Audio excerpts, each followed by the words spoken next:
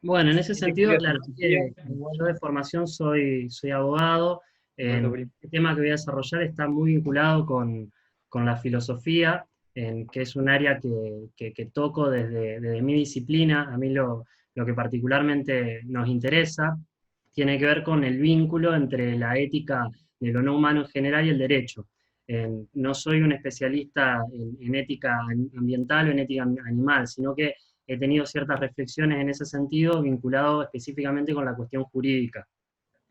Y también aclararles que esta presentación, este encuentro, lo pensamos junto con Cintia, que como comentaba Elías, por cuestiones de salud no pudo participar.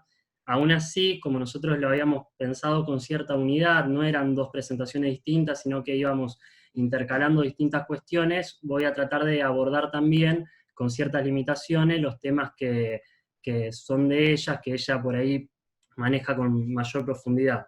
Así que les pido disculpas si no hay suficiente profundidad en alguna de las cuestiones, pero me interesa al menos en hacer algunos disparadores generales. Les decía que esto es un encuentro que tiene que ver con el vínculo entre ética y derecho. En ese sentido, comenzar con algunas definiciones generales que tienen que ver con la noción de ética y con la noción de ética ambiental o de ética ecológica, que cuando hablamos de ética ecológica o ética ambiental estamos hablando de lo mismo, son dos conceptos equivalentes, la traducción del inglés es ética ambiental, pero quizás el concepto más apropiado es ética ecológica. Pero antes, una definición general de ética. ¿De qué hablamos cuando hablamos de ética o de filosofía moral? Que también son conceptos equivalentes.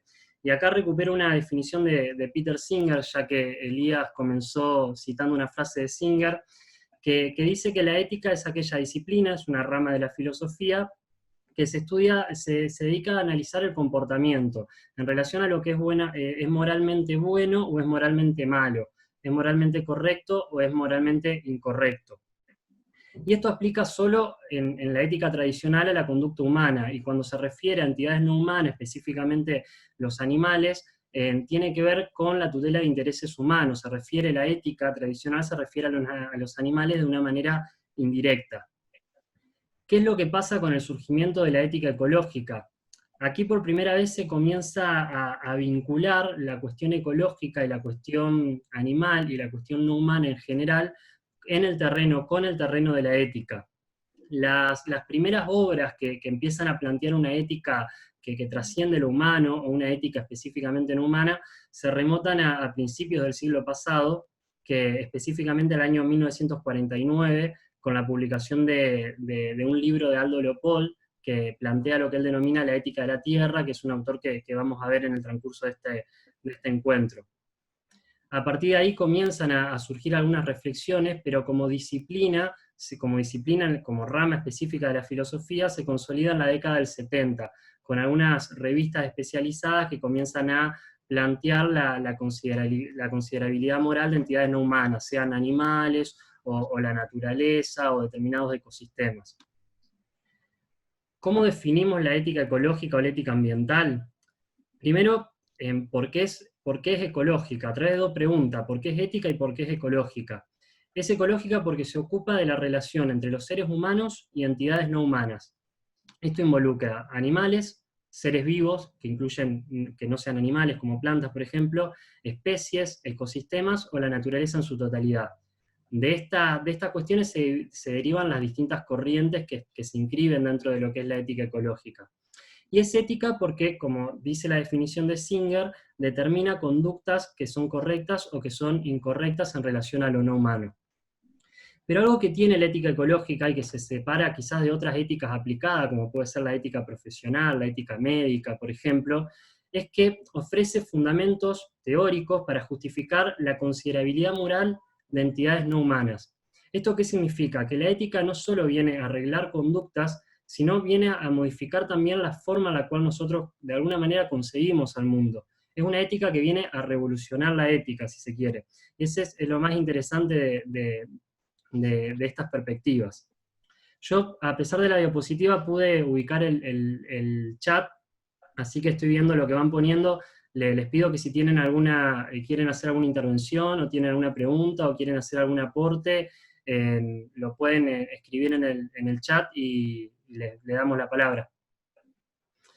Y luego, ¿cuál es el vínculo? ¿Por qué a nosotros? Y cuando digo nosotros es porque esto surge de alguna manera de un grupo de investigación colectivo. Esto no es algo personal mío, sino que es algo que venimos trabajando con Cintia y otras personas más. ¿Por qué surge este vínculo entre la ética ecológica y el campo jurídico, el derecho? Tiene que ver con que la expansión del círculo de moralidad, o sea, la consideración de nuevos sujetos morales, conlleva necesariamente a la expansión de la idea de sujeto de derecho. La idea de sujeto de derecho es el equivalente a la idea de persona en el derecho. El derecho distingue lo que son las personas de lo que son las cosas, lo que son los sujetos, y eso que está destinado exclusivamente a humanos o a grupos de humanos. La ética ecológica de alguna manera conlleva una expansión de esa idea, a través del concepto de considerabilidad moral, que es un concepto que quienes son activistas veganos seguramente lo hayan utilizado mucho. Es un concepto que surge también de la ética ecológica, que a la vez es un concepto que no he encontrado una definición muy concreta. Creo que el primer texto que refiere a considerabilidad moral es un texto de Goodpaster, si no me equivoco, de la década de 70, que es un autor biocentrista, pero sí en distintos textos que fuimos rastreando encontramos distintos contenidos, distintos sentidos que tiene este concepto. El primero es el reconocimiento de un valor intrínseco. ¿Qué es un valor intrínseco? Es un valor independiente de su utilidad para otros.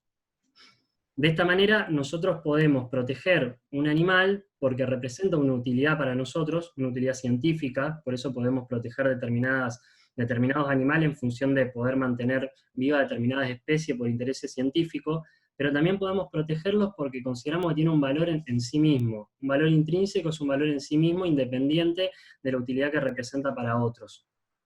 Otro que tiene que ver con la teoría más cercana a Peter Singer, que también la vamos a ver, muy relacionada con el utilitarismo y la cuestión de los intereses, es el reconocimiento de intereses propios.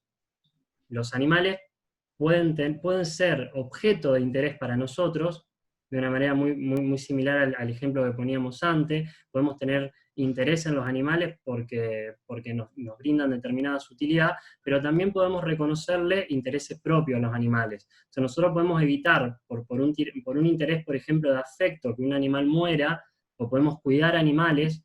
Esto lo vemos mucho en muchas organizaciones que cuidan animales, más que nada por un interés, dejan entrever un interés de afecto en relación a los animales, pero no necesariamente le reconocen un interés propio, no sufrir dolor, o un interés propio a continuar con su vida. Y otro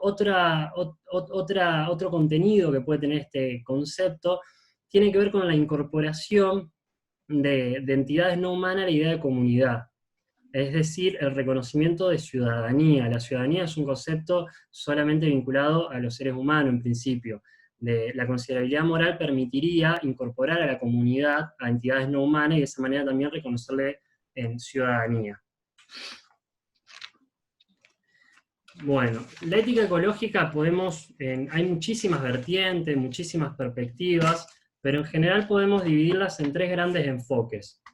Hay algunos autores que utilizan indistintamente, si se quiere, sobre todo los términos de ecocentrismo y biocentrismo, pero tradicionalmente se puede dividir en estos tres enfoques que significan que tienen un contenido bastante específico.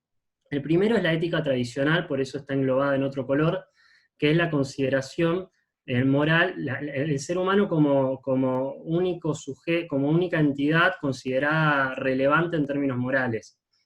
Es decir, la idea del ser humano como el centro de todas las cosas. Y las otras dos son las éticas que vienen a replantear, a discutir con el antropocentrismo. La primera es el ecocentrismo, que es también la primera que surge porque es anterior a las perspectivas biocéntricas, que tiene que ver con la consideración moral de grupos de entidades o de sistemas de vida, es decir, de ecosistemas, por ejemplo, la considerabilidad moral de un bosque o de una especie. No mira individuos, sino que mira totalidades, el ecocentrismo. Y el biocentrismo lo que mira son individuos, y considera moralmente relevante a individuos. Dentro del biocentrismo están las perspectivas específicamente animalistas, que consideran moralmente relevante a todos los animales, sean humanos o no humanos. Decíamos que el antropocentrismo, ahora la presentación lo que vamos a hacer es un recorrido por los autores más importantes de las tres corrientes, de los tres enfoques. En relación a su desarrollo teórico, algunos autores también están ligados al activismo y han desarrollado determinadas discusiones en el ámbito del activismo. Eso en principio no lo podemos charlar, pero no lo vamos a presentar, sino más que nada sus principales obras que han significado un aporte teórico. Y comenzaríamos con el antropocentrismo. El antropocentrismo nosotros lo dividimos en antropocentrismo teológico y antropocentrismo racionalista. El antropocentrismo teológico es previo y se remota al cristianismo y al catolicismo específicamente, y también podría ser al judaísmo, la mayoría de las religiones monoteístas en general, y se puede vislumbrar en la tradición bíblica, en la cual el hombre fue hecho a imagen y semejanza de Dios, y donde las criaturas no humanas, están concebidas como el servicio del hombre. Luego esto comienza a tener un desarrollo en la Edad Media con la escolástica, autores como San Agustín, Santo Tomás de Aquino, empiezan a profundizar en términos filosóficos un antropocentrismo de carácter teológico. Ellos lo que hacen, sobre todo Santo Tomás de Aquino, una distinción del alma entre alma vegetativa, alma sensitiva y alma intelectiva, el alma vegetativa de las plantas, el alma sensitiva de todos los animales y el alma intelectiva solamente de los animales humanos. Y considera que solamente el alma intelectiva es inmortal, por lo tanto, para este antropocentrismo solamente el alma inmortal tiene relevancia en términos morales. Aún así, nos interesa destacar, esto es algo también que lo maneja más Cintia que yo, pero hay una relectura no antropocéntrica por parte del catolicismo, principalmente por parte de Bergoglio, del Papa Francisco, en su encíclica Laudato Si, donde se pueden encontrar una perspectiva ética no antropocéntrica, en algunos apartados de corte más, si se quiere, ecocéntrico, y en otros apartados de corte más biocéntrico, que puede considerar a los animales con moralmente relevantes. Acá vemos dos frases de la Biblia, del Génesis. Dijo Dios, hagamos al hombre a nuestra imagen y semejanza, que tenga autoridad sobre los peces del mar y sobre las aves del cielo, sobre los animales del campo, las fieras salvajes y los reptiles que se arrastran por el suelo. Ahí está muy claro la tradición antropocéntrica de este texto. Y luego dice también en el Génesis, llenan la tierra y sométanla. La idea de dominio ya comienza a aparecer, la idea de dominio sobre lo no humano, que después se va a adquirir muchísimo desarrollo, empieza a aparecer ya también en la Biblia. Sin embargo, lo que ha influido más quizás el derecho es el antropocentrismo racionalista, que son los autores que comienzan en la temprana modernidad, al comenzar la modernidad o finalizar la Edad Media o en ese periodo de transición, comienzan a desarrollarse una cierta suerte de reflexiones que rompen con la filosofía anterior, pero continúan de alguna manera, salvo algunos casos aislados, con esta perspectiva antropocéntrica. Acá dividimos en tres autores, en realidad uno es un grupo de autores. El primero es Descartes, que quizás es el más ortodoxo y el más extremo en su antropocentrismo. Descartes piensa que él concibe al alma como la sustancia pensante. Quizás quienes vienen al chat que estudian filosofía o que están relacionados con la filosofía deben conocer la frase cogito ergo sum, pienso luego existo. El único sujeto realmente existente para Descartes es el sujeto pensante, es decir, el ser humano. Y lo que tiene Descartes, que esto lo pueden encontrar en el capítulo 5 del Discurso del Método, es una concepción mecánica del animal. Porque él considera que todos los mecanismos biológicos que configuran al animal son meramente físicos y mecánicos. De esta manera, considera al animal como un cuerpo máquina, como máquinas semovientes, dice. Inclusive establece una analogía entre el funcionamiento físico, fisiológico de un animal y un reloj. En el mismo texto dice que sería más o menos lo mismo. De esta manera, Descartes excluye a los animales de la de la capacidad de raciocinio, eso lo dice explícitamente, pero también implícitamente lo excluye de la vitalidad, de la idea de vitalidad, de la idea de ser vivo, que eso es lo más extraño en el pensamiento de Descartes. Esto no está tan explícito, pero se puede ver implícitamente en el texto. Luego el contractualismo, quienes no están vinculados con las teorías sociales o con la ciencia social o la ciencia política, un repaso general, el contractualismo es una serie de autores, específicamente Hobbes, Locke y Rousseau. Acá estamos hablando de autores, están en el PowerPoint las fechas, ahora estamos hablando del siglo XVII y siglo XVIII, se hace bastante tiempo, que consideran que la sociedad civil y por lo tanto el Estado se constituye a través de un pacto. Los seres humanos en un tiempo hipotético constituyeron un pacto por el cual se unieron en sociedad, dejaron de lado el estado de salvajismo, el estado de naturaleza, le llaman estos autores, y constituyen de esa manera el Estado y se organizan socialmente. Ese pacto tiene ciertas características, porque es constituido entre sujetos racionales, porque retoman un poco a Descartes estos autores, a la vez sujetos libres y sujetos iguales. Esta característica no cumplen para estos autores en general, salvo algunos resabios que pueden encontrarse en Rousseau, los animales. De esta manera hay una exclusión de los animales de la idea de participación en política, de la idea política. Los animales no pertenecen al terreno de la política, no pertenecen tampoco a la comunidad es solamente entre humanos, y ahí vemos un poco lo que decíamos al principio en relación a la considerabilidad moral, y tampoco tienen ciudadanía. La ciudadanía es solamente humana. Hoy en día, hablando de continuidades, para aquellas personas que seguramente la mayoría han hecho activismo a pie de calle, nos encontramos con cómo se manifiestan estas escuelas de pensamiento en falacias de tipo Dios lo puso acá, no tienen racionalidad, son de utilidad práctica, refiriéndose a los animales no humanos, y vemos como eso, si bien, como decía Lean, es hace varios siglos atrás, y de hace cientos de años, hoy sigue materializándose hasta la actualidad. Totalmente, permeó mucho en la cultura, por eso a nosotros nos interesaba dedicarle suficiente tiempo a la perspectiva antropocéntrica, porque permeó mucho culturalmente. Hay un comentario que dice que los animales se ven como mercancía, y me parece que ese es un punto central. Esa es una cuestión central a discutir, la cuestión de la mercantilización de lo no humano.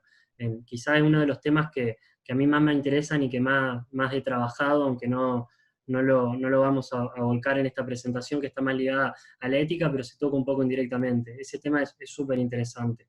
Total. Y lo que vos decís de cómo permea más allá de que sean autores antiguos, en eso Kant es quizá el autor que más ha permeado tanto política como institucional como culturalmente en relación al tratamiento a lo no humano. Kant es el autor que distingue entre personas y cosas, en términos jurídicos. Quizás si hay algún abogado me podrá decir que la distinción entre persona y cosa se remonta al derecho romano. Es verdad, pero en el derecho romano esa distinción era de alguna manera intercalable. Uno podía pasar de persona a cosa, inclusive había humanos que eran considerados cosa y viceversa. En cambio, Kant, cuando establece el imperativo categórico, concebir al ser humano como un fin en sí mismo y como el único sujeto con dignidad, de esa manera ubica necesariamente a los seres humanos en la categoría de personas y por lo tanto a todo lo no humano en la categoría de cosa. Esto lo vamos a ver enseguida cómo se traduce el ordenamiento jurídico. Y Kant también es el que comienza a reconocer, que ustedes también en el activismo lo pueden haber visto, la cuestión de los deberes indirectos respecto a los animales. Él dice que tenemos deberes indirectos. Ahora enseguida vamos a ver una frase como para entender mejor esto. Lo que hace Kant es excluir a los animales de la idea de dignidad, no son sujetos con dignidad, no tienen personalidad porque no son considerados personas, y por lo tanto no merecen justicia. Todos los deberes que tenemos hacia los animales son indirectos, pues son deberes hacia la humanidad. Esto es lo que dice Kant. Los deberes para con los animales no representan, sino deberes indirectos para con la humanidad. Para no desarraigar estos deberes humanos, el hombre ha de ejercitar su compasión con los animales, pues aquel que se comporta cruelmente con ellos posee asimismo un corazón endurecido para con sus congéneres. Es decir, hay que cuidar a los animales para tener una mejor convivencia entre los seres humanos. Este también es un argumento que hasta algo de válido tiene. Creo que hasta es un argumento que se puede apropiar en cierto sentido del activismo animalista, pero no es el único motivo. Eh, la verdad que desconozco del fallo, le respondo a Leandro en el chat. Es muy posible, yo no manejo mucho la cuestión de maltrato animal. Toda la parte penal, sobre todo, no la manejo mucho. Dentro del grupo al que pertenezco hay una persona que me pareció verlo en el chat, se llama Gonzalo Corti, que trabaja mucho esa cuestión. Me pareció verlo entre los asistentes, pero no, yo no sabría decirte. Ahí está Ahí está. Gonzalo.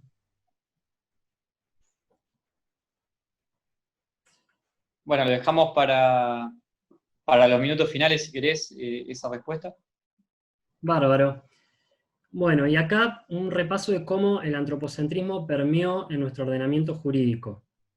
Me voy a referir tanto al antropocentrismo en relación a los animales como en relación a la naturaleza en general. Si vemos el derecho constitucional, en el artículo 41 de la Constitución Nacional, que es la cláusula ambiental, dice que todos los seres humanos tenemos, que todos los habitantes, dice, tenemos un derecho a un ambiente sano. Es un derecho humano concebido más allá de que hay unos autores que interpretan que se incorporan los animales a través de la noción de habitante. Eso es algo que lo vamos a ver cuando veamos biocentrismo.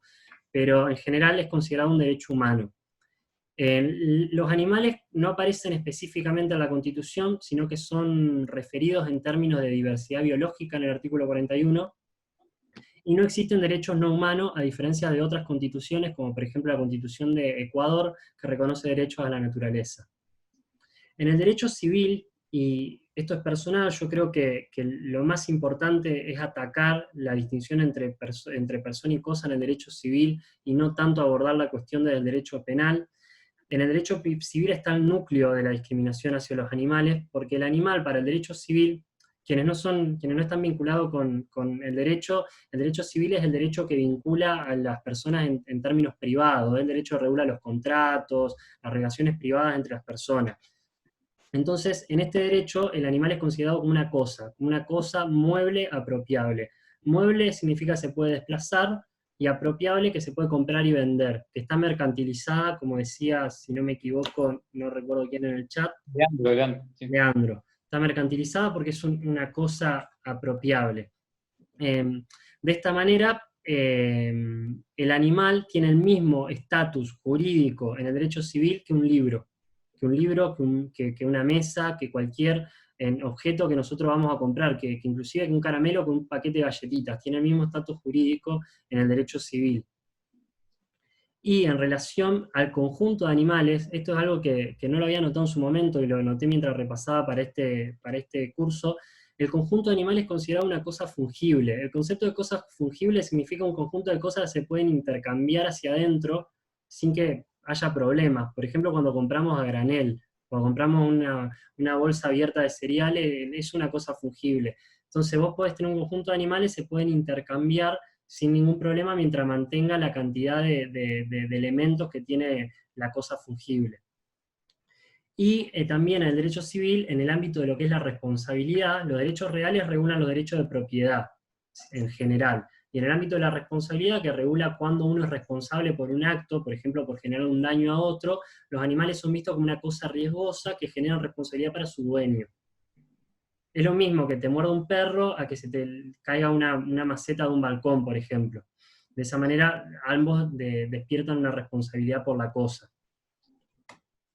Y en el derecho penal, les decía que esto no lo manejo muy bien, hay algunas relecturas no antropocéntricas, pero en términos general, el animal es visto como una propiedad en el delito de abigeato, que es el delito de robo de ganado.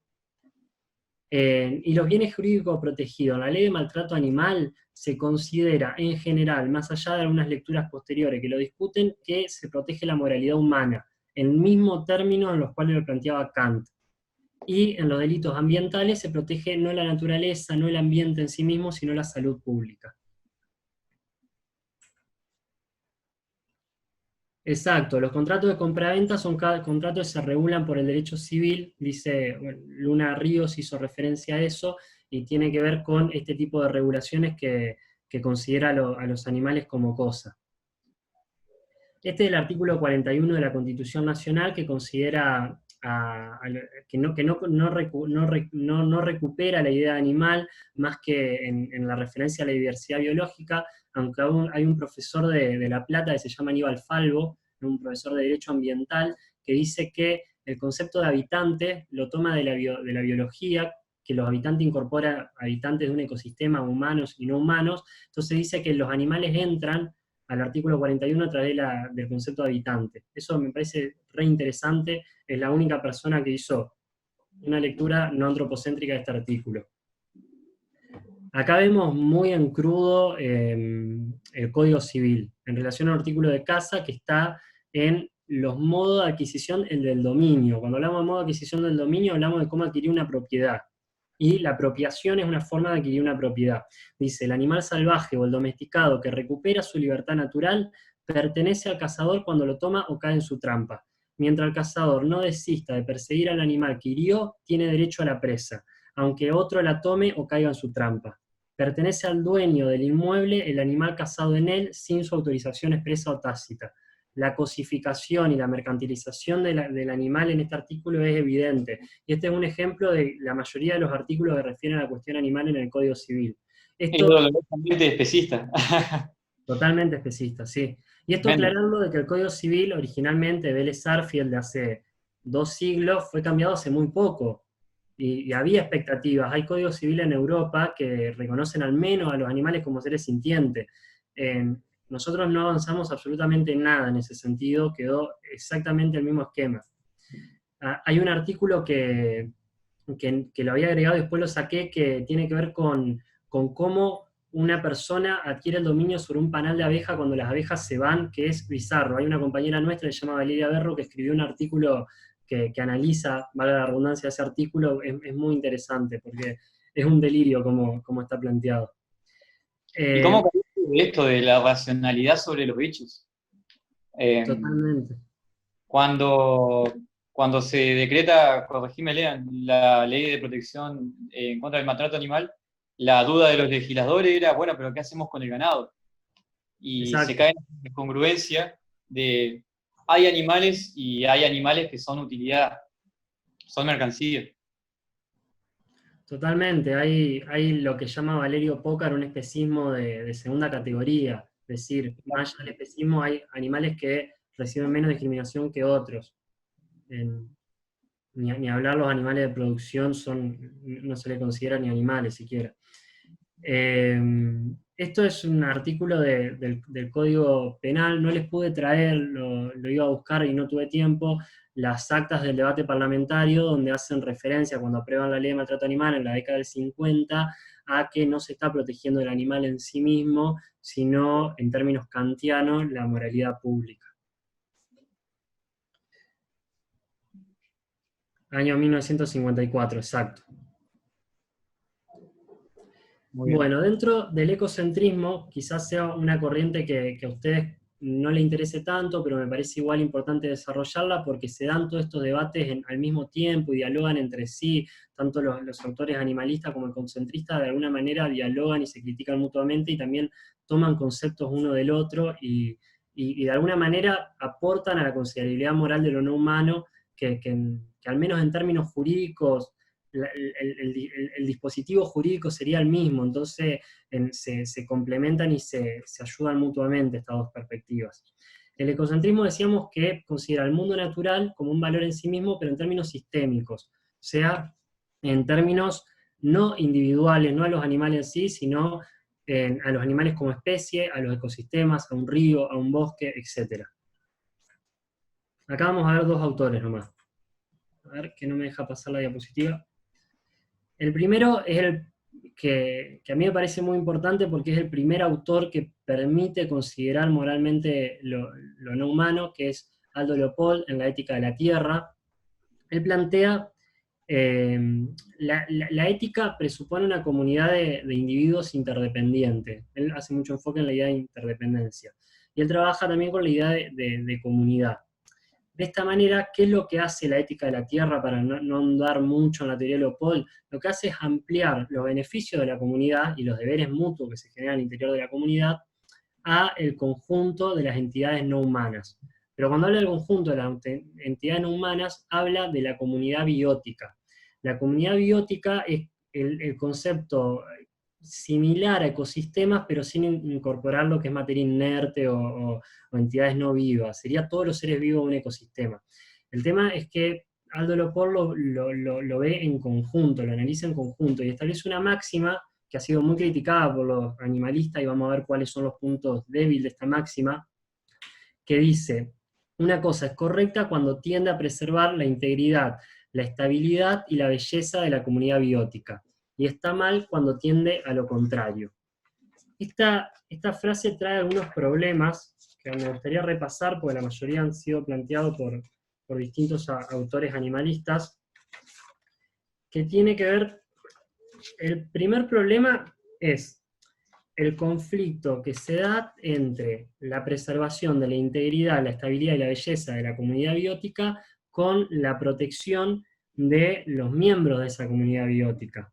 Esto conllevaría, por ejemplo, y lo vemos en determinadas perspectivas, tanto ecológicas como disciplinas biológicas, perspectivas de la biodiversidad, en la eliminación de especies que son consideradas invasoras.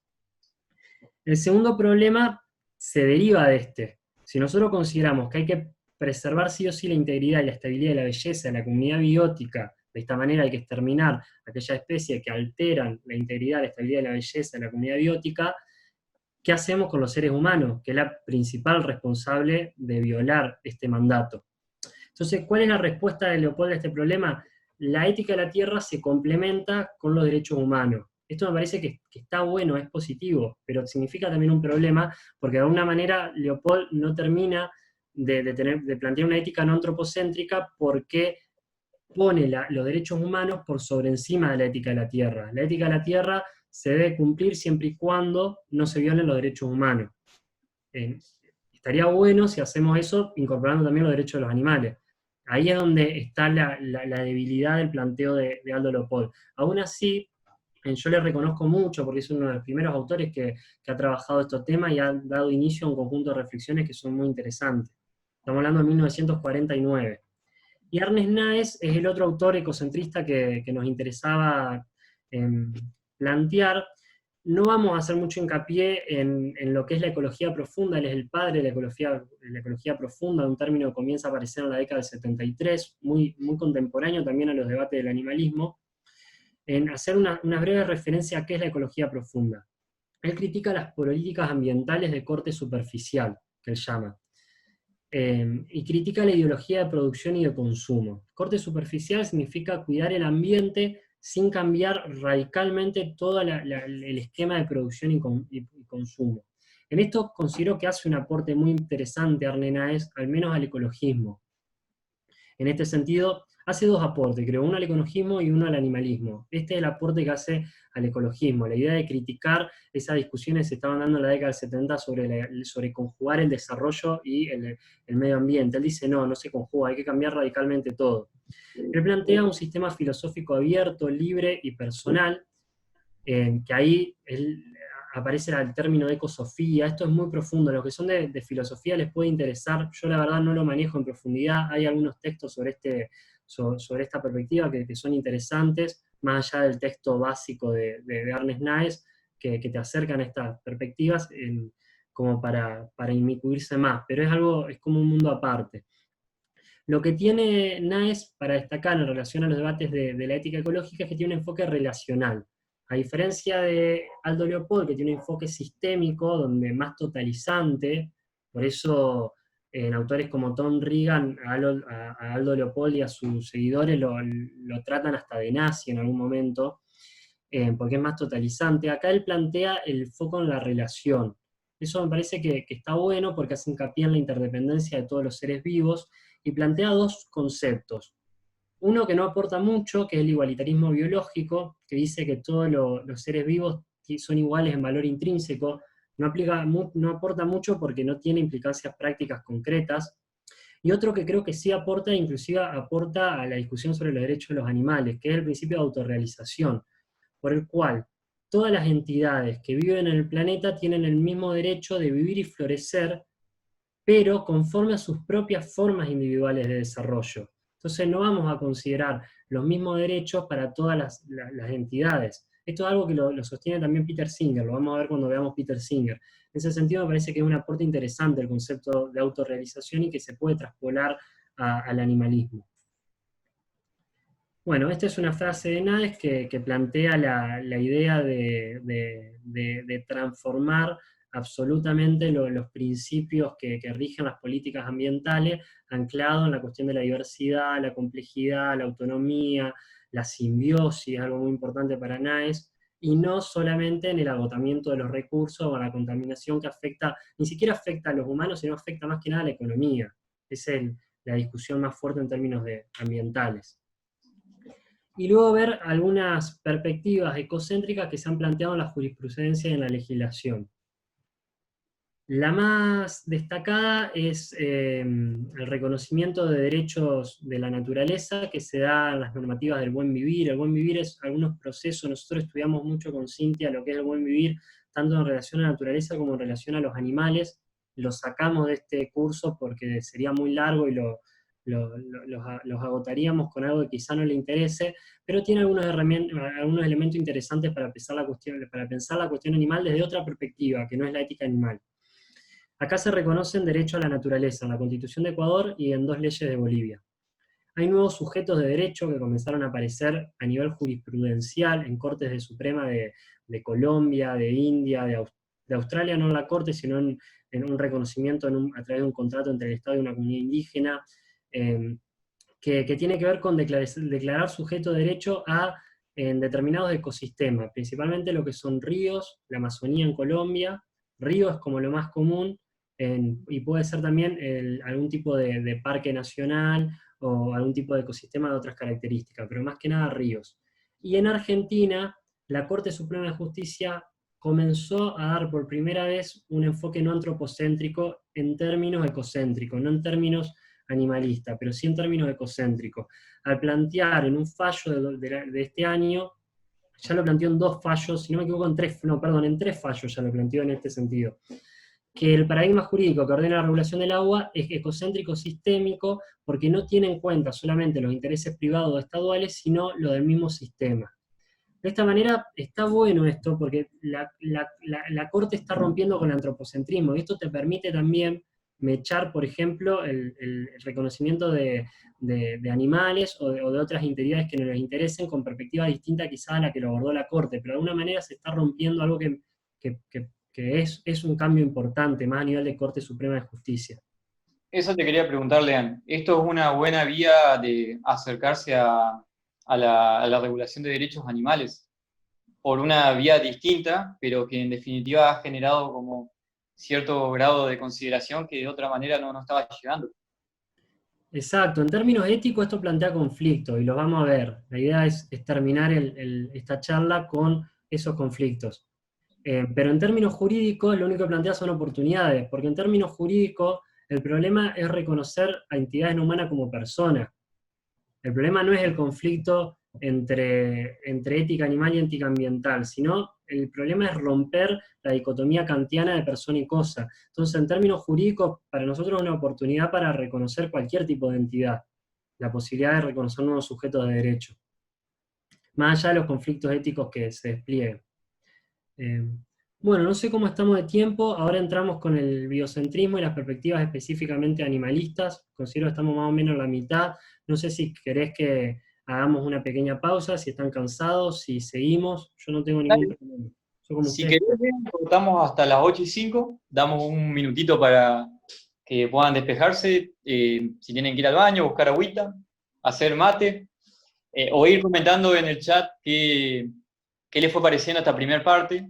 Si, creo que la mayoría estamos en conocimiento y en práctica constante con estos conceptos. Quizás no vemos en un primer momento cómo se interjuegan. Y esta ventana que has abierto de que para acceder a derechos animales una buena vía es la implementación de derechos de ecosistema, es muy valiosa. Acá, ahí está, están comentando, buenísimo, lo de que hacemos un parate. Bárbaro. Bueno, yo me quedo acá si quieren charlar de alguna cuestión particular que haya quedado alguna duda, hacemos un parate, pero me quedo por cualquier cosa y pueden comentar en el chat o pedir o habilitar el micrófono, no hay problema por mí. Lo que decía, yo lo considero así, pero también soy consciente de que hay tensiones. soy consciente de que hay tensiones y de que hay ciertas dificultades que hay que atravesar en ese camino. Pero lo veo como una oportunidad. Total. Y, a ver, soy estudiante de nutrición y los conceptos de este estilo me resultan difíciles de entender, pero está todo súper claro, todo lo que vas explicando, me encanta. Qué bueno. Después de todo, cada persona se desarrolla en ámbitos diferentes, pero tenemos ese afán de poder traer el veganismo a cada área, ya sea desde nutricionistas, personas que se dedican a la abogacía, emprendedores, y la parte sólida de la ética es algo que se complementa en cada una de esas áreas al momento de poder justificarlo. Es una invitación, es un puente, como hablábamos ayer con Lean, que esto sea un punto de partida a seguir formándose en cuestiones de ética, que es para seguir haciendo cursos y cursos todos los meses prácticamente. Es para que vayan leyendo, conociendo conceptos cada vez más desarrollados y que nuestros fundamentos sean cada vez más sólidos. Andrés hace una pregunta. ¿Es posible que pueda pasar, ¿Es posible que pueda pasar al finalizar las vías positivas? Sí, sí, claro, no hay ningún inconveniente. Y también hay una pregunta de Leandro de si Nietzsche y Schopenhauer tocaron el tema animal. Sí, efectivamente ellos lo tocaron. Yo no manejo las reflexiones que han hecho al respecto. Sé que hay cuestiones interesantes que son recuperadas por el pensamiento animal, eh, pero no lo manejo y en esta presentación tampoco repasamos esas cuestiones porque nos interesa más aquellas filosofías que han sido, que han permeado más en la cultura y sobre todo que han sido más institucionalizadas, que han repercutido más en el derecho. Por eso recuperamos a autores más mainstream, si se quiere, y no autores tan disruptivos como Nietzsche y Schopenhauer. Pero es un tema que me interesaría, inclusive si podemos intercambiar alguna cuestión en algún momento sobre eso, sería buenísimo porque debe ser muy interesante lo que han planteado esos autores, porque he leído varias referencias al pasar en algunos textos. Muy interesante lo que aporta Brisa y Ariana. Lo de Brisa es que en cuanto a los animales que sí y animales que no ante la ley, y la sociedad, los animales marinos se llevan lo peor. No hay ni propiedad privada que minimice la matanza, salvo algún que otro tratado internacional sobre cetáceos y especies en vía de extinción. Bueno, sobre los animales marinos, algo que es sumamente doloroso es la cuantía. Se lo cuenta por toneladas y algo aberrante. Eh, si podés aportar algo, Lean, en cuanto a la legislación sobre animales marinos, que como dice Brisa, en cuanto a tratados internacionales, podría ser muy valioso. Pero en verdad sí son de las La verdad especies. que desconozco, pero no tendría problema en averiguar, en si queda algún contacto. Buenísimo, Conozco gente que es bióloga, además que trabaja con poblaciones marinas, y que le puedo consultar y que a la vez la legislación la podría buscar, eso no habría problema, no conozco. Lo buenísimo. que hay en relación a los peces, ustedes lo saben más que nada, que tienen una recarga de discriminación porque no son considerados animales como los animales terrestres. Totalmente. Inclusive, esto creo que lo dijo Alexia, si no me equivoco, de Animal Libre, en alguna charla que tuvimos, en algún encuentro, pero o lo dijiste vos, Elías, no me acuerdo la verdad quién lo dijo, pero que cuando se pesca, no se los cuenta por individuo, sino que se lo cuenta por tonelada. Y ahí te das cuenta Sí, creo que lo había dicho vos, Elías. No me acuerdo ahora, pero ahí te das cuenta, me quedó marcada esa frase porque te- es muy evidente eso. totalmente, totalmente. Y bueno, anecdóticamente, seguramente muchas de las personas presentes lo han pasado en alguna etapa donde a la gente le comunicábamos. Ahora ya hay como más conocimiento así general de lo que es el veganismo, pero sigue pasando de que decís no como carne, o mejor dicho, no comemos producto de origen animal, y enseguida el punto fácil es decir, bueno, pero peces comés. Ni siquiera se los incluye en esa categoría de que son carne.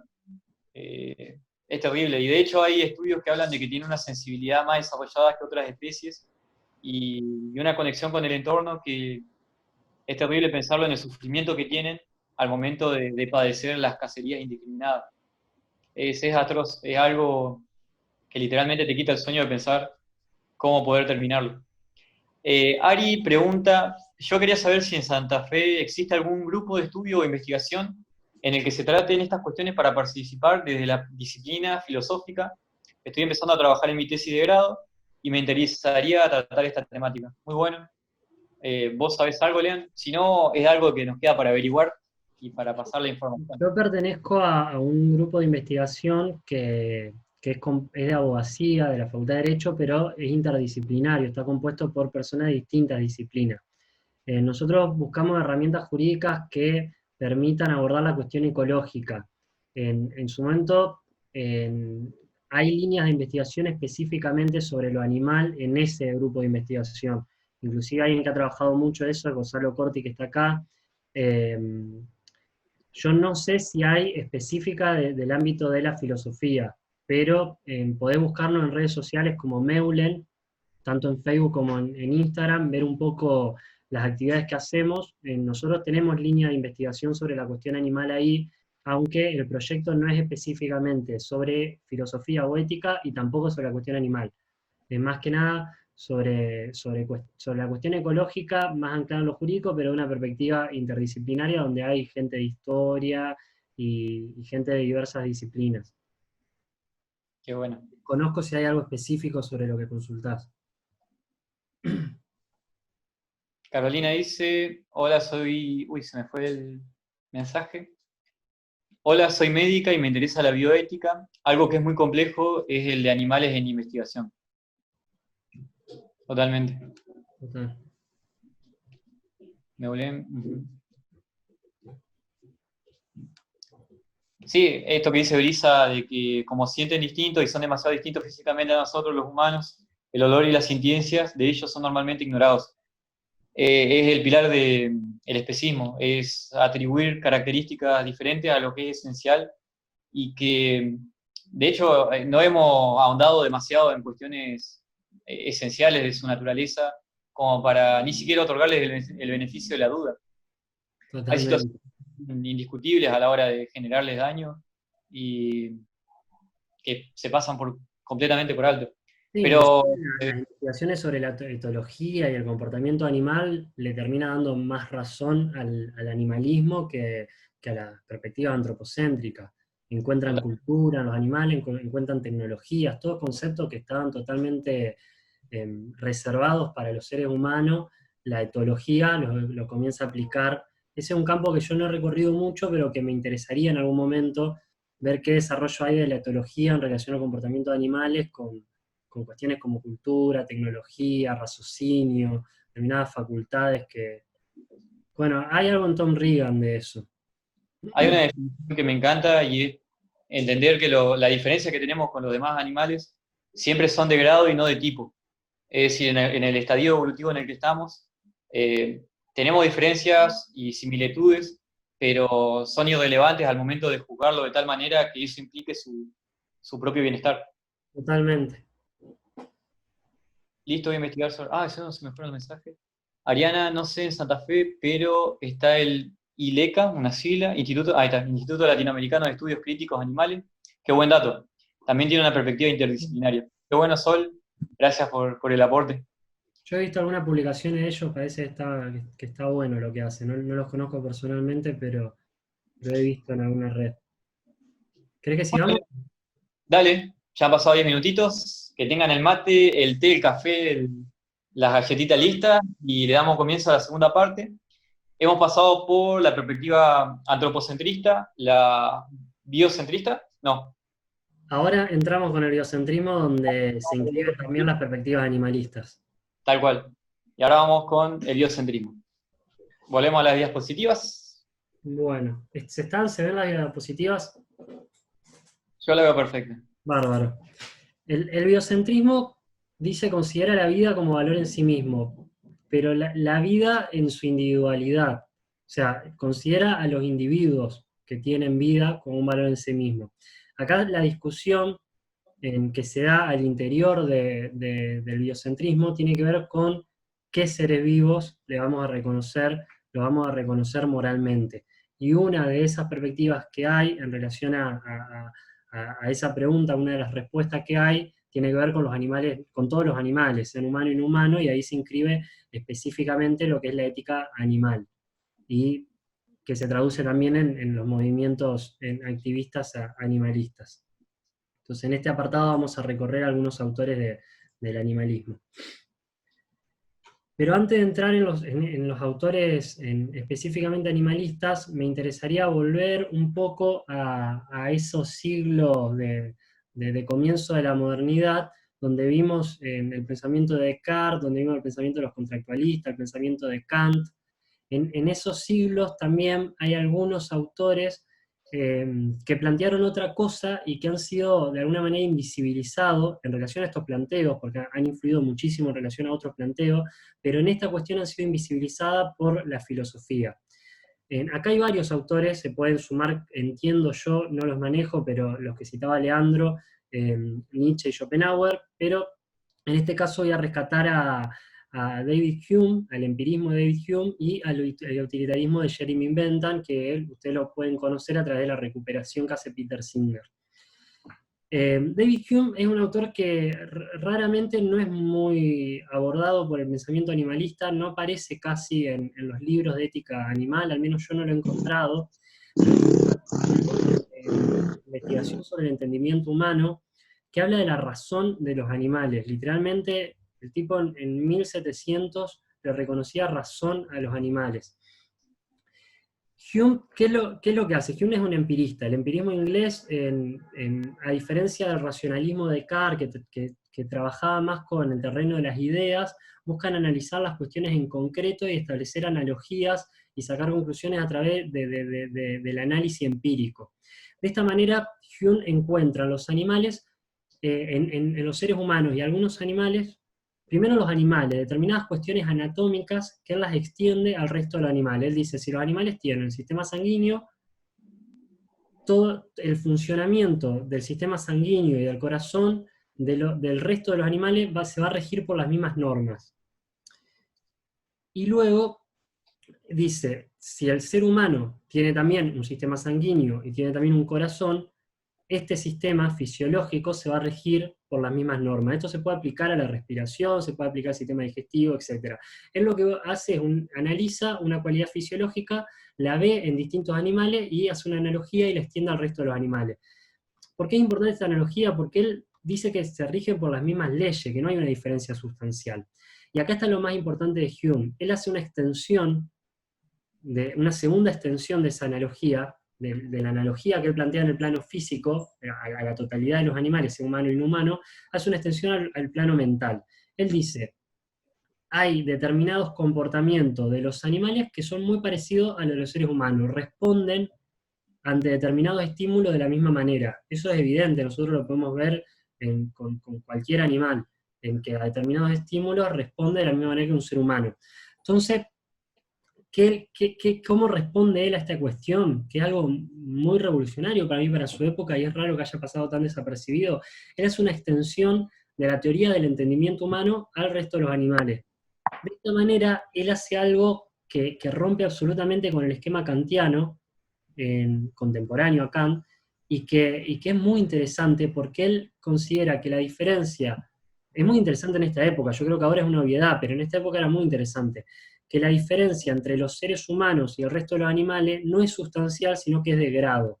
Y de esa manera le reconoce a los animales determinados atributos que tienen compartido con los seres humanos. En esto las pasiones, la asociación de percepciones, la capacidad de asociar determinadas ideas y generar determinadas conductas en ese sentido, y la simpatía, que es un concepto en el cual no voy a ahondar, pero que es un concepto central de la filosofía de Hume y central para la filosofía en relación a los humanos.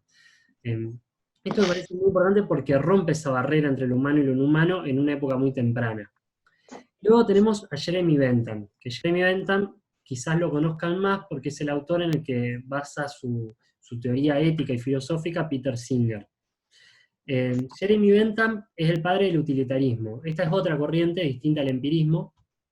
Jeremy Bentham y John Stuart Mill son los dos grandes autores. Y el utilitarismo, a diferencia de Hume, que lo que estaba tratando de establecer una teoría sobre el entendimiento, constituye realmente una teoría ética, una ética utilitarista.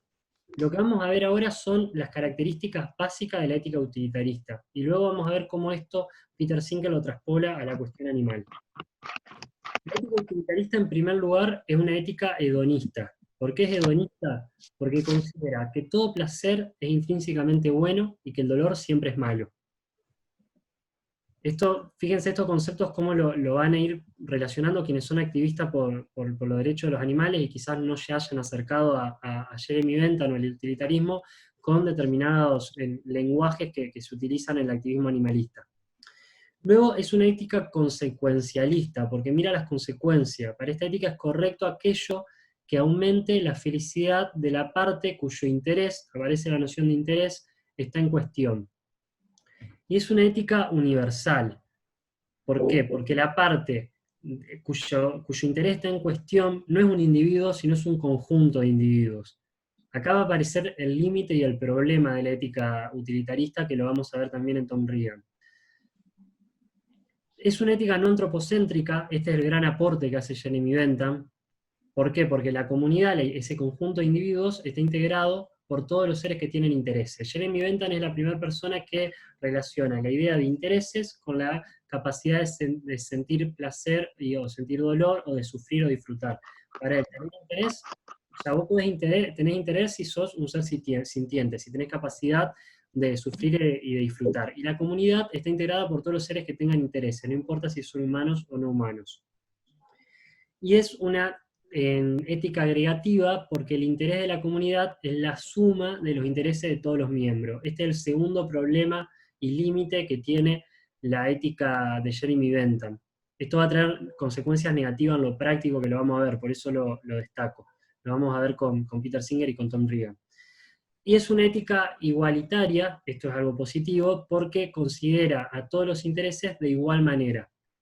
Es decir, no importa quién seas, si vos tenés interés en no sentir dolor, el interés en no sentir dolor es igual en todas las personas que tienen capacidad de no sentir dolor. Es una obviedad eso, pero en este tiempo significa un aporte muy importante. ¿En qué? ¿Podés repetir la época, Lean? Esto, estamos hablando, James Bentham nació en 1748 y murió en 1832. No sé exactamente cuándo escribió Los Principios de Legislación y Jurisprudencia, que es el libro donde desarrolla la cuestión en relación a los animales y un poco estas perspectivas éticas. Igual esto lo estamos sacando de varios, pero es más o menos entre mediados, entre fines del siglo XVIII y principios del siglo XIX. Claro, es el autor del Panóptico, exactamente. Esta ética, como para poner un ejemplo práctico que parece muy abstracto, esta ética justificaría claramente una dieta al menos vegetariana. ¿Por qué? Porque la suma la suma de intereses que tienen los seres humanos en poder consumir carne no es equivalente a la suma del dolor que produce eso en los miembros de la comunidad no humana. De esa manera, con esta ética, cae por su propio peso la necesidad de una dieta al menos vegetariana y quizás también vegana. Esa es la consecuencia práctica, positiva quizás, que tiene y por la cual ha sido rescatada por autores como Peter Singer. Bueno, esto lo deben conocer quienes son activistas por los derechos de los animales, pero no quiero dejar de leerla porque es una frase que en 1789, ahí tenemos la fecha de publicación del libro que refería. La verdad que es muy interesante.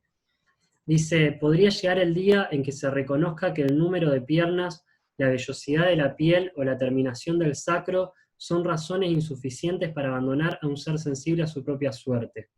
¿Qué más es lo que debe trazar la línea insuperable? ¿Es la facultad de razón o quizás la facultad del discurso?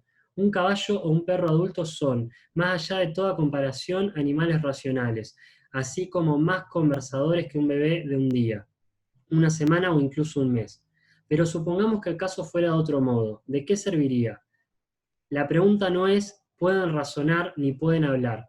La pregunta es, ¿pueden sufrir? Esto es una frase que ha recuperado muchísimo el movimiento animalista y que de alguna manera ha dado el puntapié a los desarrollos posteriores de la ética animal. En ese sentido fue una frase revolucionaria. A mí no me deja de sorprender que fue hace 230 años. Y en un libro insoportablemente aburrido.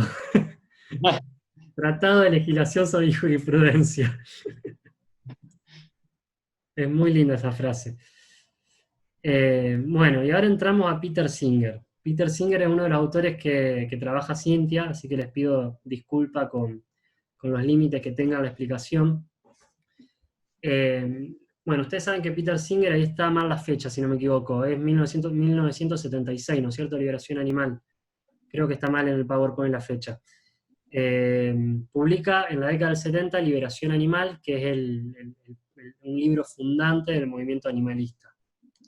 ¿Qué es lo que plantea Singer en Liberación Animal? Acá nos quedamos solo con el capítulo 1 y algunas cuestiones que se ven en los otros capítulos, pero no con la cuestión del análisis que hace Singer de la explotación animal en sí, en la industria alimenticia, etc., sino con la cuestión estrictamente filosófica y ética. Él plantea el principio de igualdad. El principio de igualdad, en Peter Singer, y esto también recupera un poco a Bentham, es una idea moral que es independiente de las consideraciones fácticas. ¿Qué quiere decir esto? Quiere decir que no importa que seamos, la igualdad no tiene que ver, no es una igualdad real, no importa que seamos iguales en el ámbito de lo real, sino que es una consideración moral la igualdad. Por ejemplo, los hombres y las mujeres no son iguales, y esto lo dice explícitamente Singer, sin embargo se los considera moralmente iguales, más allá de las diferencias biológicas que puedan existir. De esta manera separa la idea de igualdad de la idea de diferencias biológicas, que eso ya descarta un montón de argumentos en contra del reconocimiento de intereses en los animales. Digo intereses porque Peter Singer, si bien habla de derechos, en Liberación Animal después abandona esta noción. Y después distingue otra cuestión que está muy relacionada con el principio de autorrealización de Ernest Naes, la diferencia de igualdad de tratamiento con igualdad de consideración. Acá donde se empiezan a vincular algunas perspectivas que aparentemente no son complementarias. La igualdad de tratamiento, la igualdad no implica, para Peter Singer, la igualdad de tratamiento, sino que implica la igualdad de consideración. ¿Qué quiere decir esto? Nosotros consideramos a todos los animales, en general, humano y no humano, iguales. Eso no implica que haya diferencia de tratamiento. Ahí, de vuelta, en Peter Singer hace analogías con la cuestión de género, es fácil aplicarlo a través de la cuestión de género. Uno puede tener inclusive determinadas políticas específicas para favorecer a determinados sectores que han sido socialmente o políticamente vulnerabilizados y de tal manera garantizar esa igualdad. Nosotros consideramos igual y de la misma manera al colectivo de sujetos, pero los tratamos de diferentes maneras justamente para poder garantizar esa igualdad. Esa es una perspectiva, pero acá podemos sumar también la noción de autorrealización de Ernest Naes. Los intereses de los animales no necesariamente son los mismos que los intereses de los seres humanos, entonces los derechos de los animales no tendrían que ser necesariamente los mismos. Ahí también podría haber una diferencia de tratamiento. Luego vemos claramente la influencia de Jeremy Bentham en Peter Singer. La sensibilidad, es decir, la capacidad de sufrir y de disfrutar, es una condición para la existencia de intereses. Esto la mayoría de ustedes lo debe tener claro. Uno no puede tener interés en la teoría utilitarista si no tiene capacidad de sentir placer y dolor. Al menos esa capacidad. Puede tener otros intereses que surgen de otras capacidades, pero esa es como la capacidad básica que da los intereses primordiales, que son los intereses a no sufrir placer, a no sufrir dolor, a tener placer, a no sufrir dolor y a vivir. Y hace una igualdad en la consideración de los intereses. La igualdad de consideración implica en Peter Singer, como decíamos ya, la consideración igualitaria de los intereses. Esto lo refería en Jeremy Bentham. No importa que vos seas biológicamente distinto, si vos sos una vaca o sos un ser humano, si vos pinchás a un ser humano y pinchás a una vaca va a tener exactamente el mismo dolor. Entonces, el interés en no tener ese dolor es exactamente el mismo, más allá de las diferencias biológicas. Esto es el principio de igualdad de consideración como consideración igualitaria de intereses. Y de esta manera, Peter Singer hace una extensión de este principio básico de igualdad a los animales no humanos. Hay un interés básico que tienen todos los seres vivos, que lo referí hace poquito, que es el interés de no sufrir. Y ahí aparece un concepto que se utiliza mucho en el activismo animalista, que es el de especismo, que es un concepto que no es de Peter Singer, es de Richard Ryder, que era un colega de Peter Singer, pero Peter Singer lo populariza en este libro, y es la discriminación en función de la especie. Ahora vemos una frase de Peter Singer donde refiere al especismo y lo relaciona con otro tipo de discriminación, como puede ser el racismo y el machismo. Dice: el racista viola el principio de igualdad al dar más peso a los intereses de los miembros de su propia raza cuando hay un enfrentamiento entre sus intereses y los de otra raza. El sexista viola el mismo principio al favorecer los intereses de su propio sexo. De modo similar, el especista permite que los intereses de su propia especie predominen sobre los intereses esenciales de los miembros de otras especies.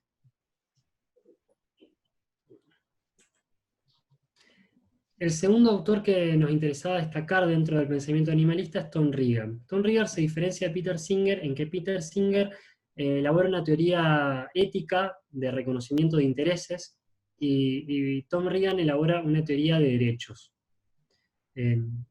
Voy a comentar un poco esa teoría y después voy a reflexionar un poco sobre qué es lo que me parece interesante en Peter Singer, qué es lo que no, y qué es lo que me parece interesante en Regan y qué es lo que no. Regan primero diferencia en tres enfoques. El enfoque del deber indirecto, que él lo relaciona con el contractualismo; el enfoque kantiano. Él no se refiere acá a los contractualistas que yo me refería, sino más que nada a un autor que es John Rawls, que es un filósofo jurista posterior, que retoma Kant y también retoma los contractualismos y establece la exclusión de todos los seres humanos sin sentido de justicia. Pero esto está relacionado directamente con Kant y los contractualistas que vimos al principio, con esa exclusión de los animales. Por eso no voy a hacer mayor hincapié en esto.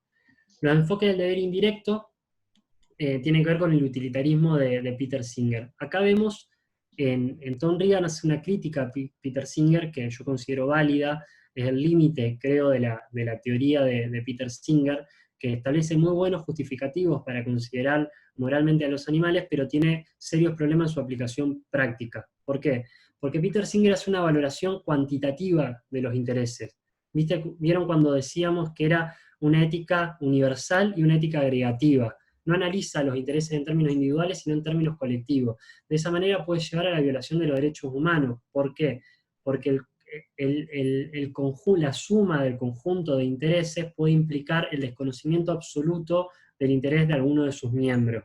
De esa manera, esto lo dice Tom Regan, las consecuencias prácticas de la teoría de Peter Singer pueden ser muy negativas. Y Tom Regan lo que plantea es un enfoque de derechos, que es que determinados seres tienen determinados derechos morales. La noción de derechos morales, quienes son abogados, viene más que nada de los derechos humanos. A mi parecer es una noción muy poco sólida, porque no explica por qué tiene derechos morales, pero hay determinados seres que tienen derechos morales básicos. ¿Cuáles son los puntos fuertes de Tom Regan? Que elabora una teoría de derechos que es bastante sólida, que puede analizar distintos casos, distintas situaciones, en distintos conflictos que se pueden dar entre distintos derechos, y en la teoría de derechos es muy sólido. Hace aguas en explicar por qué tienen esos derechos, que es lo opuesto a Peter Singer, que es muy sólido en explicar por qué los derechos, a través de la idea de capacidad de sentir placer y dolor, pero muy poco con consecuencias prácticas negativas, con consecuencias prácticas que por ahí no se condicen con los objetivos perseguidos. Esas son para mí, quizás, igual, le repito, yo no soy especialista en ética animal, quizás alguien acá sí tenga más conocimiento yo de esos autores y puede quizás plantearme otra perspectiva que sea válida y que me haga replantearme esto, pero en líneas generales yo veo esa falencia en ambos autores y esa fortaleza. Regan inserta una noción que es la noción de sujeto de una vida. Y acá está un poco lo que le decía de que no justifica por qué. ¿Quiénes son sujetos de una vida? Y él dice, son aquellos sujetos que tienen creencias y deseos, que tienen percepción, que tienen memoria, que tienen un sentido de futuro, que tienen una vida emocional, que sienten placer y dolor, que tienen intereses, que pueden ser de preferir una cosa frente a otra, o de estar bien de determinada manera, o no estar bien, que pueden iniciar acciones en busca de determinadas metas. Esto está claro en todos los animales cuando te piden algo, entre comillas, que tienen una identidad que se despliega en el futuro y que tienen una idea de bienestar individual. Si nosotros leemos esto, lo que vemos es una definición que trata de englobar las características que le interesan a Reagan proteger, pero no una justificación. Es como que él parte de qué quiere proteger y después lo describe, pero no establece una justificación muy sólida de por qué proteger a estos sujetos de una vida. Y Se estos dificulta sujetos, mucho el englobar en dónde ponemos el límite. exacto, no lo encontré, por eso digo, no soy especialista en ética animal, quizá está en algún texto de Tom Reagan, si hay alguien que lo maneja mejor, yo en particular no lo encontré. Estos sujetos tienen valor inherente que lo vimos al principio, y derechos morales básicos. Los derechos morales tienen que ver con derechos que no necesariamente están consagrados en la legislación. Esto remite un poco, para quien está vinculado con el derecho, a la cuestión de los derechos naturales, aunque no es exactamente lo mismo.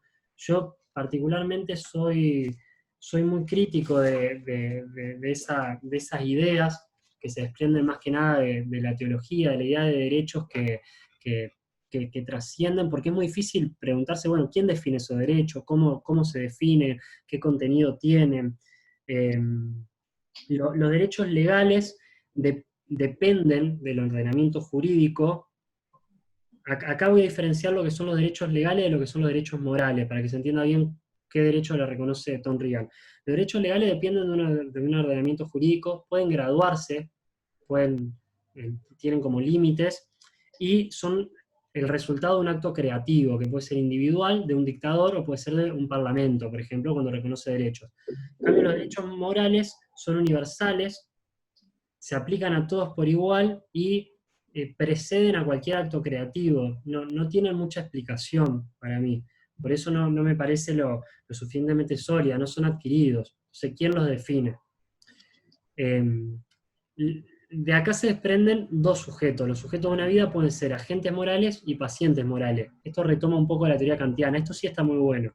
Los agentes morales son las personas que tienen responsabilidad sobre sus actos, tienen derechos y tienen obligaciones, y los pacientes morales son los que no tienen responsabilidad sobre sus actos, tienen derechos pero no tienen obligaciones. Esto es fundamental tenerlo claro, es muy importante este aporte de Tom Reagan, porque esto es una discusión que se da en relación a, bueno, ¿cómo le vas a reconocer derechos si ellos no pueden luchar por sus derechos? No, pueden Total. luchar a través de una representación, y así funciona, por ejemplo, las generaciones futuras son reconocidas como sujeto de derecho, y vos podés ir a juicio en representación de las generaciones futuras. En Ecuador Totalmente. podés ir a juicio en representación de la naturaleza. Es algo que se discute mucho acá. Por eso ahí también el vínculo, son las mismas discusiones. En Ecuador se decía, no puedes reconocerle derecho a la naturaleza porque no pueden ir a juicio. Sí puede, con un ser humano que las represente de la misma manera que las niñas. Las niñas no van a juicio por sí mismos, sino que van con un representante. Entonces, ahí se explica de alguna manera, se discute con esas críticas que se dan en relación a las personas que te dicen que no pueden tener derechos porque no pueden tener obligaciones. Eso es una falacia, hay que tenerlo claro, y en Tom Reagan eso está clarísimo. Por eso Tom Reagan establece una teoría del derecho que es muy sólida, es muy interesante, muy extensa también, Sí, pero aplica un criterio coherente. muy coherente, claro. Eh, Total. es un aporte interesante. Y luego tenemos a Gary Francione. Gary Francione, tanto Tom Riga como Gary Francione es como que desarrollan primero las teorías con las cuales discuten. Gary Francione discute con el welfarismo legal, lo que en Argentina y en España, en otros países de español, de habla hispana, consideramos como el bienestar animal, que son la perspectiva de las mayorías ONG protectoras de los animales. Eh, ellos, el welfarismo legal es una posición que busca proteger a los animales, pero que tiene determinadas características que a la vez son un límite y una inconsistencia ética. Consideran a los animales como propiedad, no discuten el estatuto del animal, no discuten el código civil que habíamos visto, consideran a los animales como medios para fines humanos. La mayoría de las personas activistas por el bienestar animal, por ejemplo, se alimentan con carne. Consideran necesario inclusive el uso de los animales para diversas cosas, puede ser lo más común es para consumo, para alimentarse, que es una necesidad biológica, es lo más común, pero puede ser para experimentación también, se considera que es necesario para fines científicos, son todos límites. La mayoría de las legislaciones protectoras de animales están basadas en el welfarismo legal y tienen excepciones que son las excepciones, los animales de producción, los animales destinados a experimentación, etc. Ahí está muy patente en las reflexiones de Gary Francione en la legislación protectoria de los animales. Y hacen esto está buenísimo en Gary Francione, hacen una reinterpretación de la noción de crueldad acorde a las necesidades humanas. Es decir, es cruel para los animales, es cruel en relación a los animales lo que a los seres humanos nos interesa que sea cruel, por decirlo de alguna manera más burda. Entonces no discuten la explotación nuclear en relación a los animales, sino cuestiones más laterales que no afectan grandes intereses de los seres humanos, que tienen que ver con determinados hábitos o también con cuestiones de producción económicas. Y él plantea, este es un libro de 1996, no tiene traducción, lamentablemente está solo en inglés, se llama Animals as Property, el animal como propiedad, está buenísimo este libro. Él plantea que las leyes deben balancear los intereses humanos y no humanos, pero ¿qué es lo que pasa? Y esto está muy relacionado con lo que ya vimos. Los intereses humanos están respaldados por el derecho. ¿Por qué? Por la perspectiva antropocéntrica, eso lo hemos visto. Pero a la vez, el derecho humano de propiedad, que vimos en el Código Civil, incluye a los animales como forma de la propiedad. De esta manera, ¿cuáles son las consecuencias prácticas de esto? Cuando vos querés hacer el balance de intereses, los intereses humanos más triviales, como puede ser comer un asado, se sobreponen a los intereses fundamentales de los animales, como puede ser la vida. Y este es una inconsistencia ética y jurídica muy sólida. Por eso considero que es mucho más interesante luchar por la cuestión animal en el terreno de la legislación civil que en el terreno de la legislación penal, porque acá está el núcleo de la explotación animal. Dice Gary Francione, el estatuto de propiedad de los animales domina la forma en que los sistemas políticos y legales piensan sobre los no humanos, en relación a la economía, a la producción, a todo tipo de explotación, inclusive a recreación, cotos de caza, etc. Acá no me voy a detener por una cuestión de tiempo, no quiero que se nos extienda más el encuentro, no sé cómo, ya después de esto vienen las reflexiones finales, no sé cómo estamos el día de tiempo. Estos son los 3 autores que no voy a desarrollar en particular a los 3, sino voy a hacer un comentario general sobre los 3. Son 3 autores biocentristas no animalistas. Yo decía, el biocentrismo considera a los seres vivos en su individualidad como moralmente relevantes, y se discute hacia dentro del biocentrismo qué seres vivos. Tom Regan, Gary Francione, Peter Singer ponen el límite en los seres, en los animales, sean humanos o no humanos, con distintos justificativos. La noción de sujeto de vida de Tom Regan, la idea de intereses de Peter Singer, etc. Estos autores extienden a la totalidad de los seres vivos. Acá hay un desarrollo, están como del más viejo al más nuevo, y del menos desarrollado al que elabora una teoría un poquito más sólida, que es Paul Taylor. En general, estos autores consideran como moralmente relevante las plantas y los insectos, o inclusive las bacterias u otros seres vivos. En general, el Schweitzer, la verdad no sé cómo se pronuncia, tiene una teoría de valor basada en la voluntad de vivir. Esto es tan sólido para mí como la teoría de Peter Singer de sufrir, placer y dolor. Los seres vivos quieren vivir, es algo también que cae por su propio peso y es lógico. El problema de esto es que no tiene consecuencias prácticas concretas. Tanto Gus Paster como Paul Taylor tratan a esta teoría de darle consecuencias prácticas, es decir, cuándo se puede utilizar un ser vivo, cuándo no, y establecen un montón de pautas. Son autores muy interesantes, lamentablemente no están traducidos, hay que leerlos en inglés, pero quien les interese o verlo a través de algún autor que lo hayas leído, inclusive Tom Regan, la mayoría de los autores animalistas lo han leído. La idea de considerabilidad moral, yo estoy seguro que el primer autor que refirió a eso es Kenneth Paster, porque no lo encontré en libros anteriores. De alguna manera dialogan entre ellos, pero son autores muy interesantes. Pero bueno, por una cuestión de tiempo no lo vamos a desarrollar. Schweizer, no, nunca supe cómo se pronuncia en realidad, dice, es bueno mantener y apreciar la vida, es malo destruir y controlar la vida. Es una frase muy parecida, así de un tipo más ético, místico, como la de Aldo Leopold. Y acá vemos las perspectivas biocéntricas en la legislación y jurisprudencia. Acá voy a pasar muy rápido, un poco por una cuestión de tiempo y otro poco porque esto lo maneja muy bien Cintia y yo lo voy a tratar de abordar por arriba. Hay una Declaración Universal de los Derechos del Animal, seguramente ustedes la conozcan, lamentablemente no tiene implicancias prácticas porque ni la UNESCO ni la ONU la... Hay, en internet dicen que sí, pero no, estoy casi seguro que no, que la UNESCO y la ONU no aprobaron esta declaración, que estoy seguro que es un error de internet. Inclusive no aparece en ningún tipo de documento oficial de la UNESCO o de la ONU. Esto se celebró en la década del 70 en una oficina de la ONU, la Liga por los Derechos de los Animales.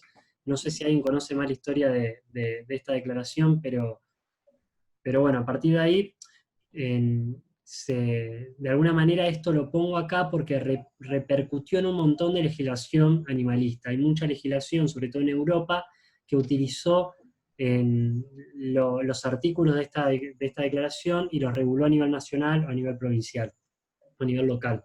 Por eso lo incluyo como una perspectiva biocéntrica, animalista, que ha permeado de alguna manera en algunas legislaciones. En Argentina tenemos los habeas corpus a grandes simios, el caso de Sandra y Cecilia, lo deben conocer. Un habeas corpus es una acción judicial que está específicamente considerada para humanos, para rescatar a un humano que está encerrado, y se comenzó a utilizar para seres no humanos, y se comenzó a hacer una lectura no antropocéntrica, biocéntrica y animalista de este instituto jurídico, que es sumamente interesante, aunque también es un camino que tiene sus límites. Y luego las interpretaciones biocéntricas de derechos que surgen como derechos antropocéntricos. Esto a mí me encanta, poder repensar cuestiones que no es necesario cambiar, sino interpretarlas de otra manera. La noción de víctima en la ley de crueldad, yo les decía que la ley de maltrato y crueldad animal se busca proteger la moralidad pública.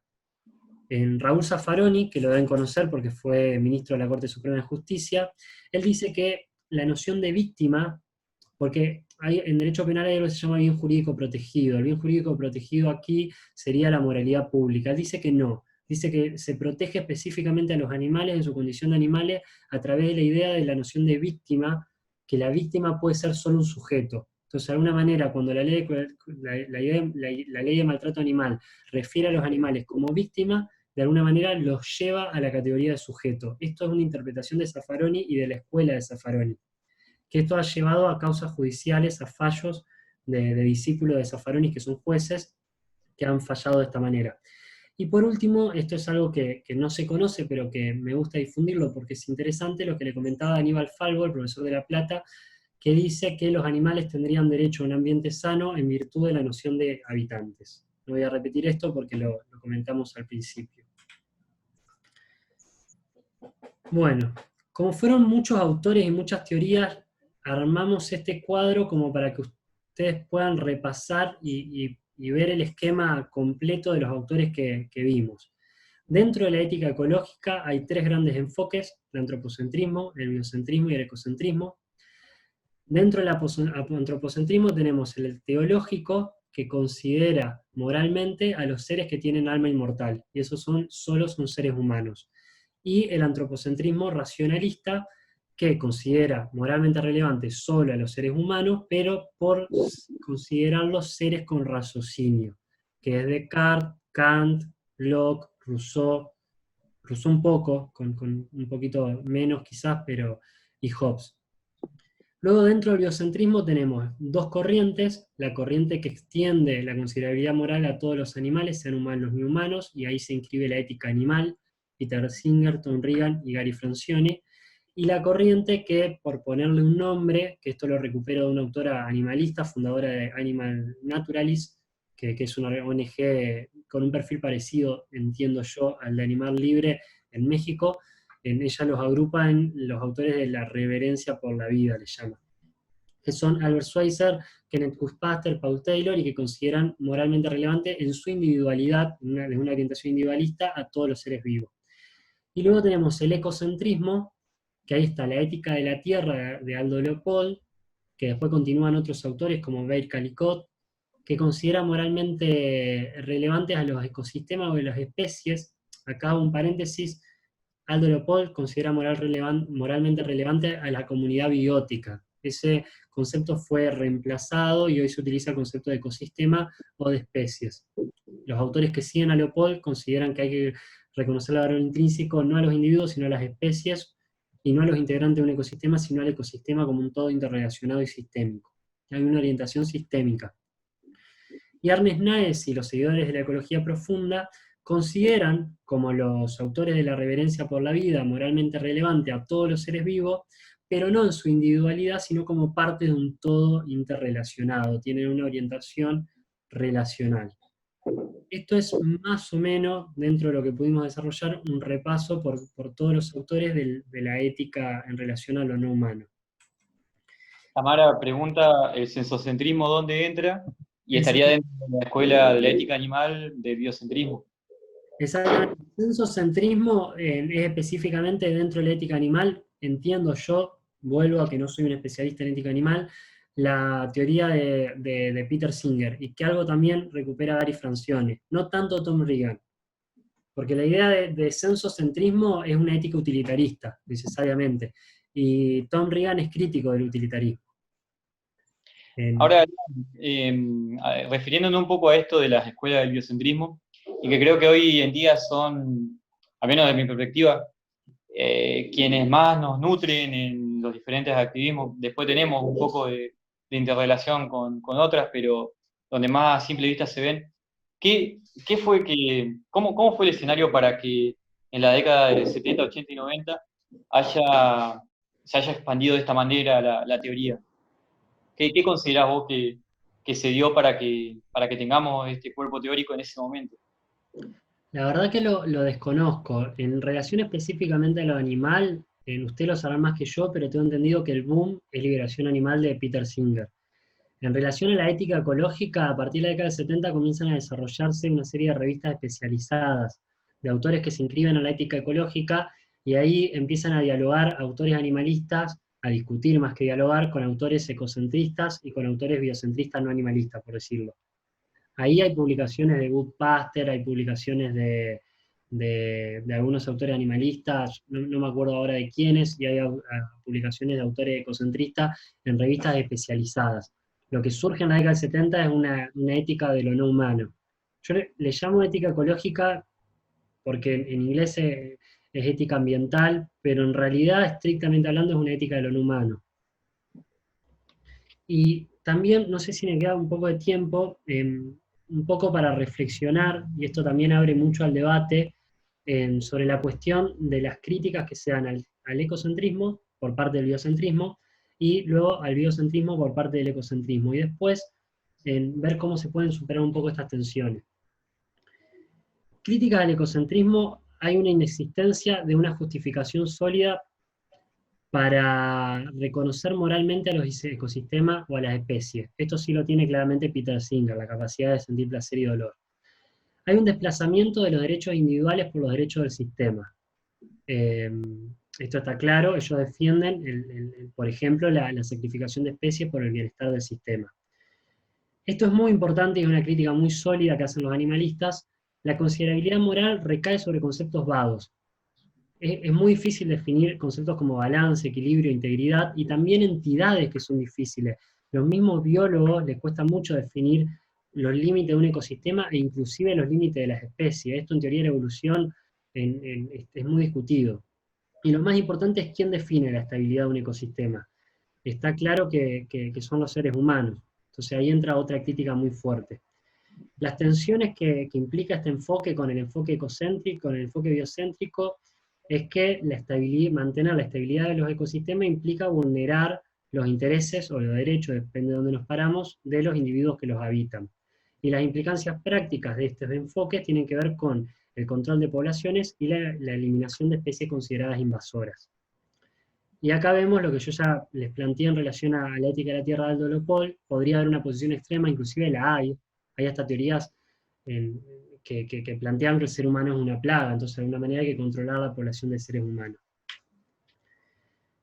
Las críticas al biocentrismo que vienen del ecocentrismo es que el biocentrismo, y específicamente el animalismo, desconoce la dinámica de los ecosistemas y las redes tróficas que existen al interior de los sistemas de vida.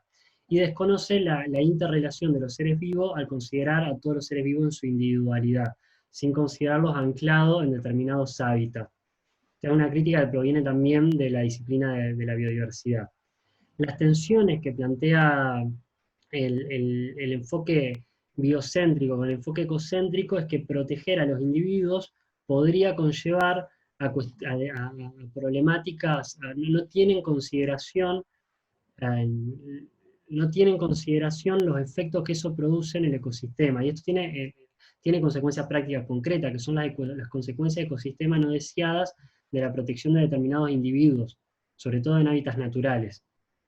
Esto es quizás un planteo sólido que tiene el ecocentrismo en relación a las posturas animalistas. Y acá también se plantean, quizás acá puede haber entre las personas que están participando de este encuentro distintas posiciones, pero hay una posición que yo personalmente la considero extrema. Hay muchos autores animalistas que también son críticos de esta posición, que tiene que ver con la intervención sistemática en la naturaleza para evitar el sufrimiento animal no causado por seres humanos. Estas en general son las críticas a uno y otro enfoque.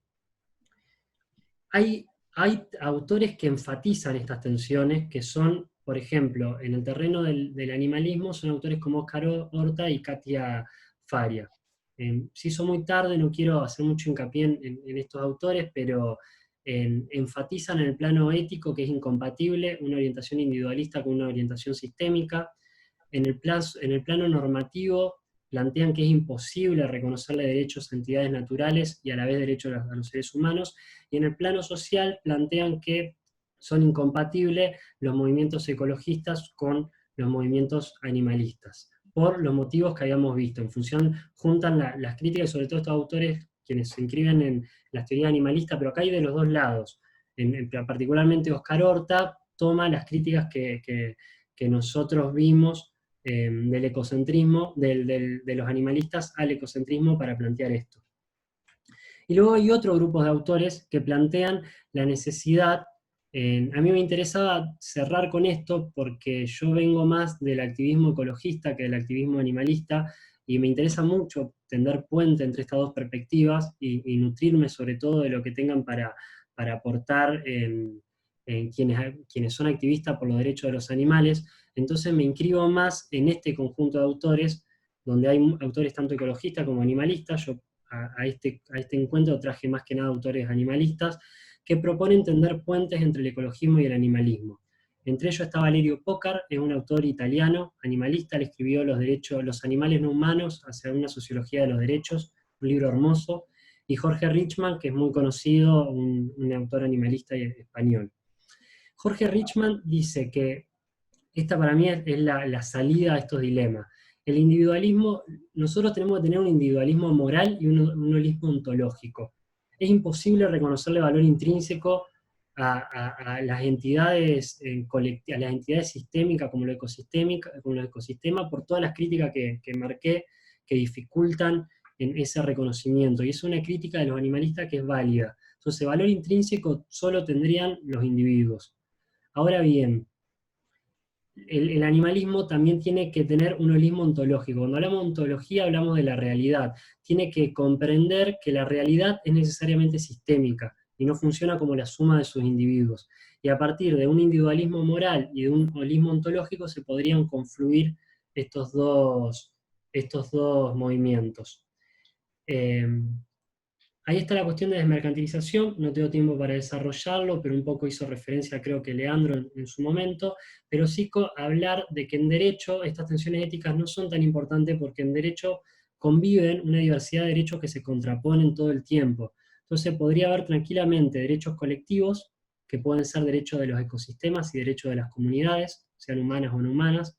Existen derechos de las comunidades, y derechos individuales que sean humanos y que sean de los animales. Y cuando entren en conflicto estos derechos, el sistema jurídico tiene normas o puede pensar normas para resolver estos conflictos.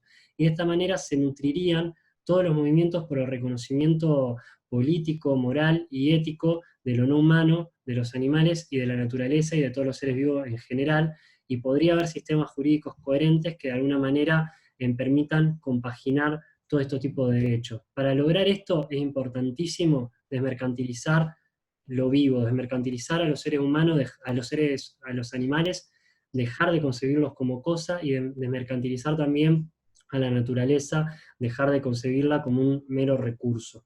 Parece que ahí también es otro punto de conexión.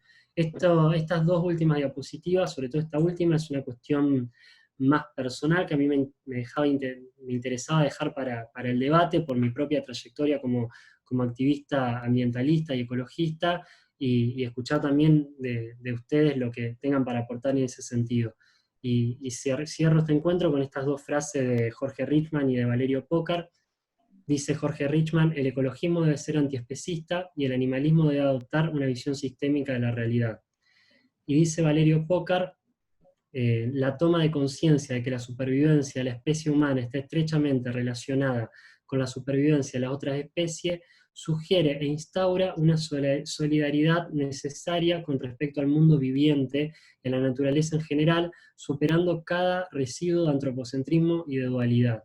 Tratar de encontrar un futuro común entre todos los seres vivos que de alguna manera nos confluya para salvarnos, para dejar de explotarnos entre nosotros y también para salvar el planeta. Así que esto es todo lo que tenemos para aportar. Les agradezco la verdad el tiempo y la paciencia. Es un tema bastante extenso y largo. No quería llegar a las 9 y seguir hablando. Mi cálculo era cerrar a las 8:30. Lamentablemente no pudimos. Les pido disculpas por lo extenso, pero son muchísimos autores y para poder tener una comprensión más total de los distintos debates, está bueno que se puedan ver en conjuntos y poder interrelacionar unos con otros. Así que estoy abierto para cualquier aporte, pregunta que tengan, crítica.